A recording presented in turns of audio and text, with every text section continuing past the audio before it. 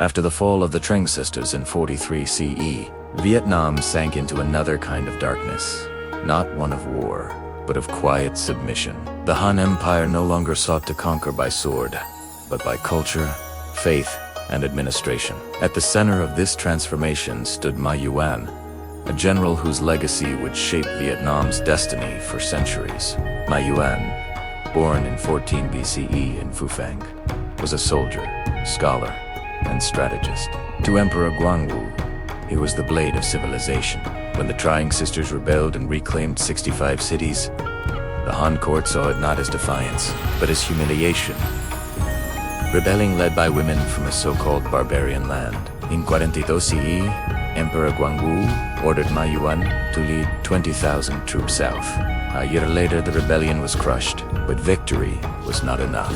Ma Yuan declared, "To rule the south, we must conquer not only their lands, but their hearts." Staying in Jawazi, Ma Yuan began reorganizing society. He replaced native chieftains with Han governors, built roads, fortresses, and trade posts, and imposed taxes on salt, iron, and land.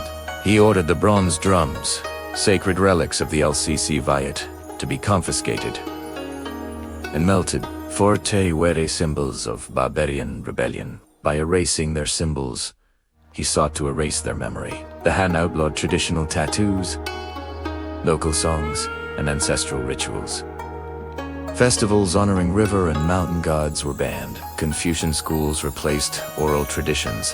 Children of LCC nobles were forced to study Chinese classics.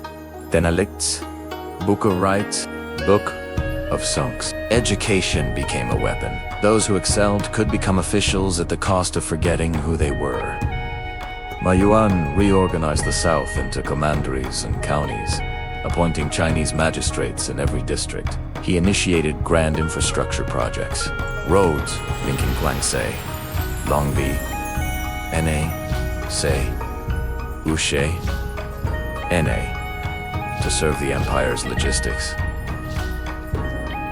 But the people suffered. Heavy taxation, forced labor, and displacement turned villages into colonies of servitude. In the eyes of the Han, Jawazi became a model province des locales. It was a prison without walls. Ma Yuan opened schools of Confucian thought, urging Vietnamese youths to learn loyalty and obedience. He sent dozens of young nobles to Shangan, where they were trained in Han Lo and culture. He believed he was civilizing them. But history would prove otherwise. Those students would later become the first Vietnamese literati, using hand knowledge to protect Vietnamese's identity, turning the empire's tools into weapons of remembrance. Ma Yuan died in 49 CE, hailed in China as a hero. In Vietnam, his name became a symbol of oppression. Yet, his legacy was dubbed. Through his reforms, Vietnam absorbed the tools of empire, bureaucracy, writing, and philosophy, and later used them to build its own state. They melted the drums, but not the soul. They taught the language, but that language would one day write the history of freedom. Thank you for watching 1,000 Years of Shadows.